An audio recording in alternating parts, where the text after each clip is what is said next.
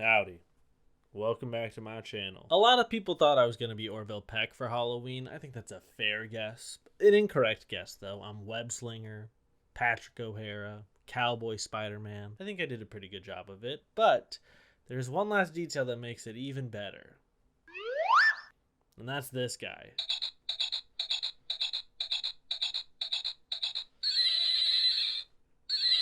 I know I missed Halloween, but hopefully only by like a day, maybe two. Either way, being Spider-Man, already fun. Being Cowboy Spider-Man, even more fun. I've never made a full video about Ben Shapiro on this channel, and I haven't ever really mentioned him since I started actually making my thumbnails. But when he's not obsessing over Hollywood while claiming to be above it, or recreating viral internet shows, the thing with those is it's not just mainstream celebrities who have done Hot Ones, The Wired Autocomplete Interview, 10 Things I Can't Live Without. Internet personalities have done those shows too. It's just that a broad audience is not interested in watching those from conservative commentators, so they have to do it themselves. But when he's not doing that, he's been working on a new streaming service for kids with his partners over at the Daily Wire. It's called Bent Key because the other co-founder wears a bent key around his neck. It's the key to a small theater in a town called Post, Texas, where I grew up doing plays and where I kind of discovered who I was and what I wanted to do in life. The full story of that is probably not one for this conversation. Yeah, for sure. The story behind your company's name is definitely not one for when you're launching the company. That's one for 5 years from now when you're discontinuing the service. Bent Key launched on October the 16th, and if that name sounds familiar at all to you, it might be because one of the first things they announced for Bent Key was their own version of Snow White, as sort of a response to the ultra woke version that Disney's coming out with. It is a little presumptive to respond to the themes of a movie that, and this is true, has not come out yet. In fact, it's been delayed. But their version is starring the Daily Wire's very own Brett Cooper, and I'll just let you take a look. Once upon a time, but now that time is gone.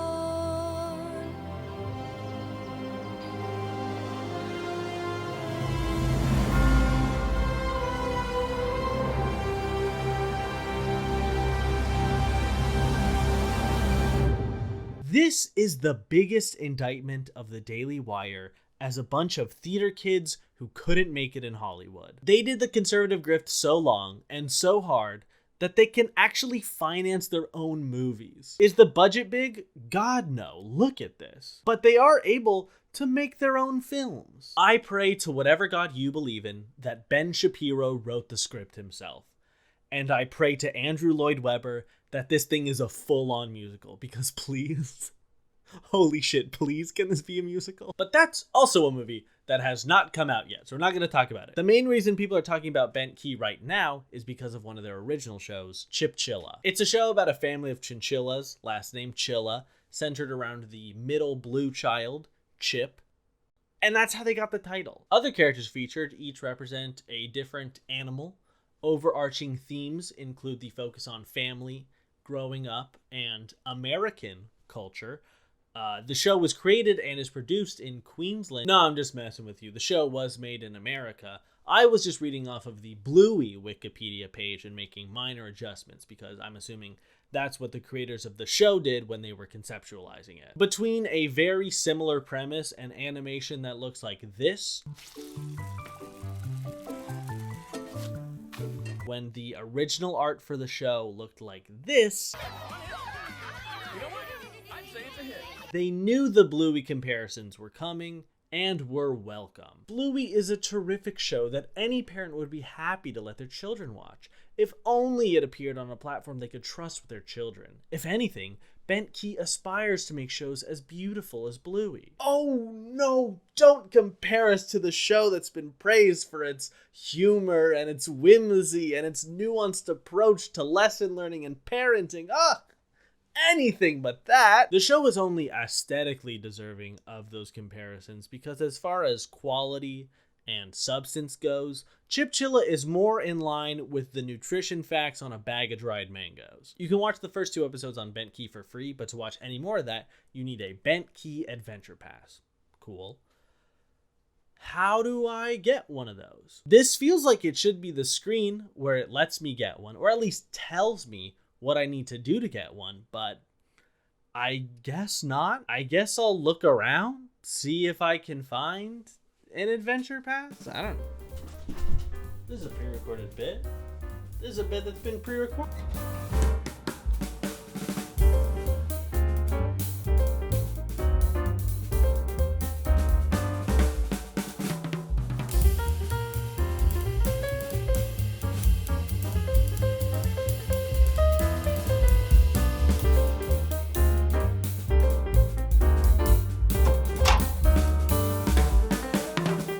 Oh, you have to buy it on the website, not in the app, because if you buy it in the app, Apple gets a cut of the money.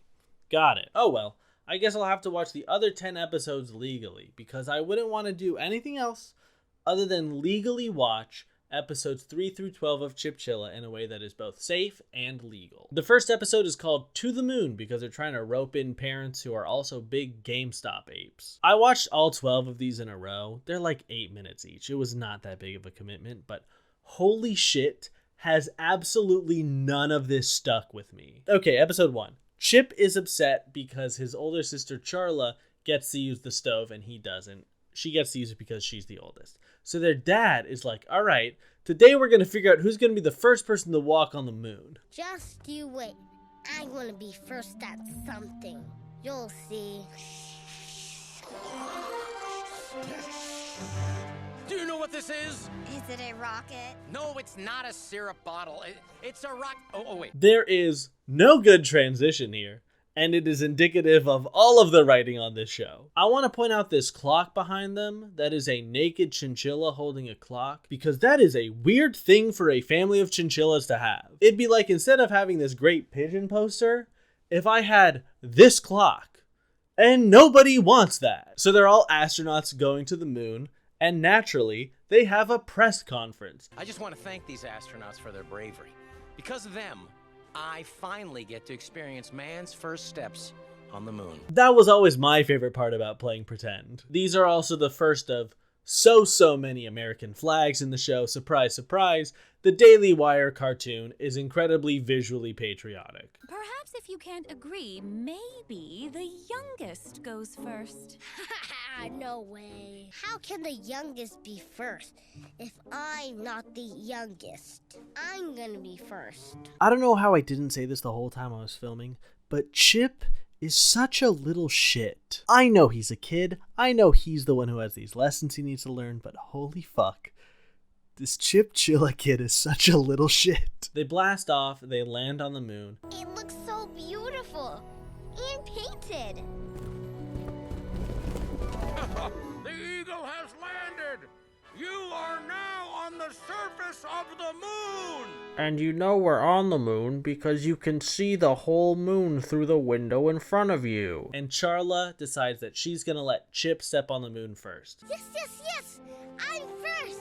Finally! But then, the youngest sibling, Chubbly, it's really that kid's name, starts to step out of the spacecraft, and Chip goes, No, Chubbly.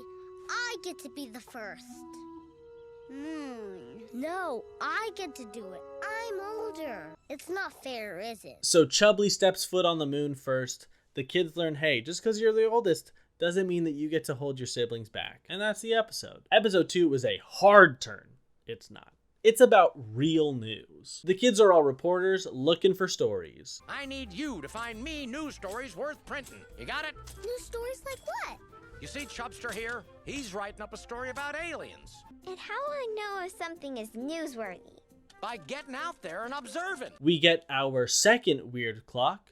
This one would just be a human head. And I think I like that less. I think I would rather have the naked body than just the severed head. I don't know, maybe it's just about using your judgment. Oh, but what do I know? I'm just a secretary. Charla just starts writing about whatever tiny transgression she sees. Mom eating all the cookies. A kid who picked his nose. Chip not putting away his laundry. Hey Charla, just wait until you grow up. You'll see that folding laundry is not the hard part. It's getting that folded laundry off of your bed and into the dresser that's actually very difficult. I'm looking at it right now. What is this? It's a great story from your ace reporter? This ain't no story. Why, this is just tattling. Real news isn't just any bad thing you see. That's just tattling. So how do I know what stories are worth telling?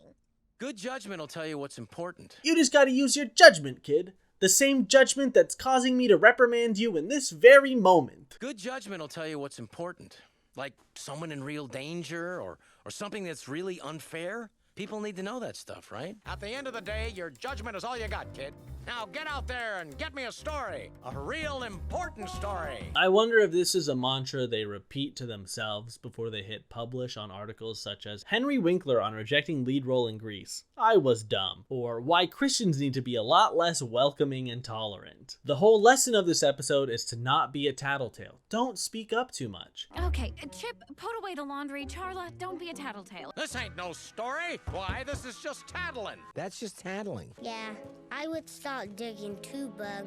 Don't want to get tattled on. And I don't think it's a coincidence that that lesson is taught to the only girl of the three siblings. A bunch of the episodes are just popular books with watered down themes for a child audience because this show is made by fundamentally uncreative people. They already snagged the overall premise from somewhere else. Why not grab individual episodes while we're at it? There's a Frankenstein episode, a Prince and the Pauper episode, a Three Musketeers episode, a Moby Dick episode, which you already know the kids went ballistic for. If you walk into a kindergarten class and even mention Ahab or Ishmael, you might as well have given the kids a caffeine pixie stick speedball, because they're going to be bouncing off of the walls. There's one for the Odyssey, one for the Olympics, which I know is not a story, but the Olympic Committee is pretty litigious, so I'm interested to see how they feel about this one. The Prince and the Pauper episode is, I think, worth a closer look. You're telling me Sal Gentile turned down writing this part? But I did the intro and everything. All right. There are some times where the mics just sound bad in this episode. Today's lesson is The Prince and the Pauper, about a prince and a poor person. And I know that's rich coming from me, but I am one person who makes videos on a free website, not an entire production company. The kids start out by talking about how much better at parenting they would be than their actual parents. My kids will get to do whatever they want. I'm gonna be a way better parent. Me too, like this much better. So the parents are like, okay, let's switch. You be the parents for the day, and we'll be the kids for the day. You see where this is going. The parents take this opportunity to be the most shithead kids possible. I shall use lots of voices. I shall use lots of details that you won't even remember. So then... And then some other stuff happened. The end. I'm bored. Blech. Those look gross. Son, I need you to fix the AC. No can do. Don't wanna. Last I checked, it's dads who fix things, not super cool kids who rock, such as myself. What are you two looking at? Oh, there's a waffle stuck on the ceiling. Why is there a waffle stuck on the ceiling? 'Cause I threw it there. And the kids are incompetent. Because they're children. They make waffles for whatever meal they're eating, but they make them in a waffle iron, not just in a toaster. So it is a little impressive. They blast the AC down to 30 degrees. They make the house below freezing. I'm mostly impressed with this as a technological feat. How the hell did chinchillas figure out how to make better air conditioners than people did? Things go badly, somehow. Being a parent is hard. But Mom says she wouldn't trade it for the world. I would trade it so much. And in the end, when they're finishing The Prince and the Pauper, they say, The Pauper learned that being a prince was hard work. And the prince discovered that life without his responsibilities wasn't easy either. So they both agreed to swap back. The end. That's the real message here. It's tough to be wealthy, so cut them some slack. Except that's not what the book is about. I've actually never read the book. But that's not what Barbie Princess and the Pauper is about. It's about social inequality. But that's not conservative enough, so they gotta go with this instead. I guess we can all learn a lot by living a day in someone else's shoes. Sometimes other people are doing their best and they're trying, so give them a break. Episode 11 is about the fall of Rome, and once again, all of the children lose their minds like they're watching Skibbity Toilet on cocaine. I will give them credit. I don't know that I've seen any episode of children's television, quite like this one. Okay, finish up building the empire and cut to an establishing shot of the house because no other shot from the show is at the house. Chip becomes Julius Caesar, spreading his toys around the house the same way Julius Caesar spread his empire until his family, dressed as barbarians, come to destroy the empire now that Caesar is stretched thin. And when they destroy his empire, which I'll remind you, are just his toys spread out across the house, they don't put the toys away, they destroy them. What the hell? Sorry, Caesar. I think this whole empire thing is coming to an inglorious end. The future is barbarians. Sick Arnold impression between that, Moby Dick, and the Roman Empire.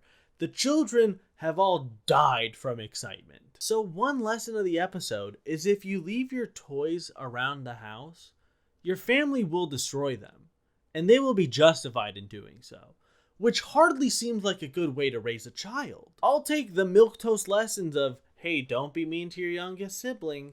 You know, money really isn't everything. Hey, don't be mean to your youngest sibling over this. There's a lot of this show that's lazy in unsurprising ways. Whenever there's water in the background of a shot, it's static, like we're in a Barbie. Like they're living in a Barbie set. Multiple episodes have the same lesson of, hey, just because you've got a younger sibling, don't be mean to them just because they're younger than you. But I'm surprised with how much of the show is just kind of boring. Obviously, the show has a conservative bend, but it doesn't teach lessons the same way that, like, PragerU Kids does. They were able to open a new grocery store. Soon, Mateo was born, followed by his two sisters. And the family was very thankful for their life in LA. Then, in May 2020, the shows are currently confined to Bent Key, a streaming service that will definitely last longer than Quibi, but probably will last about as long as Yahoo Screen did. So it's unlikely that they'll ever find broad appeal. But the same way that now there are people who weren't allowed to watch SpongeBob growing up, and you could kind of tell, there are gonna be kids who could only watch Bent Key growing up.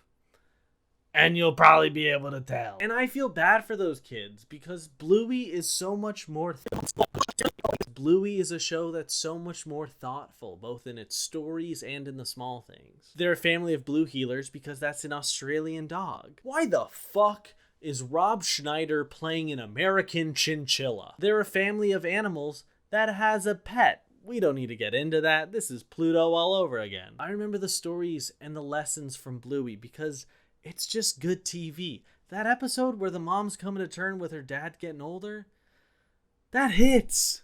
That shit hits. Especially in a time when there's so much media and so much of it is meant for children. I hate using the term content, but that's some of the stuff that's here on YouTube for kids. When a show like Bluey comes along, it makes you go, oh, okay, this is good. Like, this is actually good. And Chipchilla is not that. This show feels like the perfect distillation of everything the Daily Wire does. You take something that's popular, put it through the conservatron filter, and you push it out as quickly and cheaply as possible to serve your gruel to your loyal subscribers. And with an increasingly fractured and de-intellectualized media landscape, people eat it up. I will say, if you want to be the cool parent's house is never going to be the house that has Bent Key on the Roku. That's all I'm gonna say. Thanks so much for watching this video. I really hope you enjoyed it. If you did, and you wouldn't mind leaving a like or subscribing, I'd really appreciate that. I know it's past Halloween, and for that I deeply apologize, but I had to give these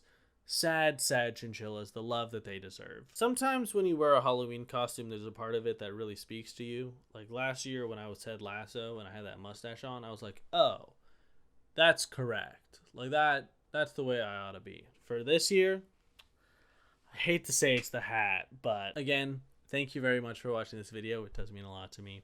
And hopefully I'll see you in the next one. Bye-bye.